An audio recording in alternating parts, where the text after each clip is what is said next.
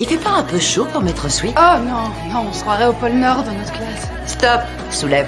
Gabi. Les filles qui passent 1 heure à se maquiller ne portent pas de Sweat extra large. Anna soulève son manteau à contre-cœur. Et dessous, il y a bien de la lingerie sexy. Va te changer. Gabi, c'est quoi ton problème? Toutes les filles de ma classe portent ce genre de haut. Et c'est pour ça que votre infirmière est obstétricienne. Va mettre autre chose. Anna n'a pas le choix. Elle monte se changer. Carlos trouve que Gabi en fait un peu trop. Mais Gabi connaît très bien sa nièce. Elle sait que le père d'Anna l'a abandonnée quand elle était petite et que sa mère passe le plus clair de son temps en prison. Résultat, Anna manque terriblement de sécurité affective. C'est pour ça qu'elle cherche l'attention, à travers ses comportements rebelles. Qu'elle se calmerait un peu si au fond d'elle, elle se sentait un peu plus en sécurité chez nous. Il n'est pas question que je signe ses papiers. Il faut qu'on devienne ses tuteurs légaux. Et qu'elle reste à notre charge encore 2 ans? Non, oublie. Tant que je ne vois aucun changement d'attitude, je veux pouvoir garder toutes les portes ouvertes. À ce moment-là, Anna redescend après s'être changée, prête à partir. Mais Gabi voit clair dans son petit jeu au premier regard. Stop! Le lendemain, quand Gabi rentre à la maison, elle découvre Anna en train de nettoyer le jardin, ce qui la surprend aussitôt. Laisse-moi deviner. Tu veux quelque chose, je me trompe? Ben, il y a une super soirée demain soir. Ah oui?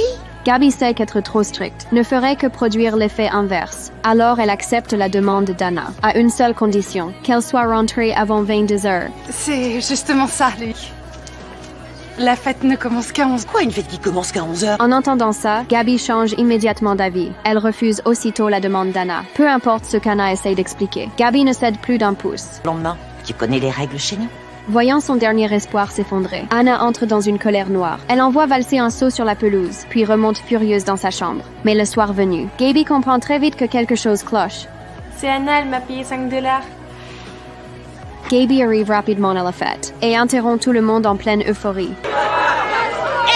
Silence! Alors, soit vous trouvez ma nièce, soit je sors appeler les flics qui rappliqueront avec leur chien renifleur. À ces mots, tous les visages changent aussitôt. Peu de temps après, Anna est ramenée devant Gabi. Gabi réussit à la ramener à la maison. Mais à ce moment-là, Anna craque complètement. Elle veut quitter Gabi et vivre seule par ses propres moyens. Et quand on veut pas de moi, je m'en vais. Je t'en prie, ça va.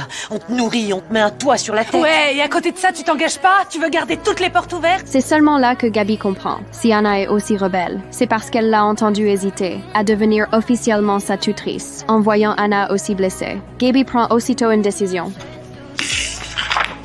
Plus de porte ouverte. C'est officiel, je suis ta tutrice. À partir de maintenant, Gabi gardera toujours un œil sur Anna pour l'empêcher de ruiner sa vie, en voulant grandir trop vite. Qu'est-ce que tu peux être méchante?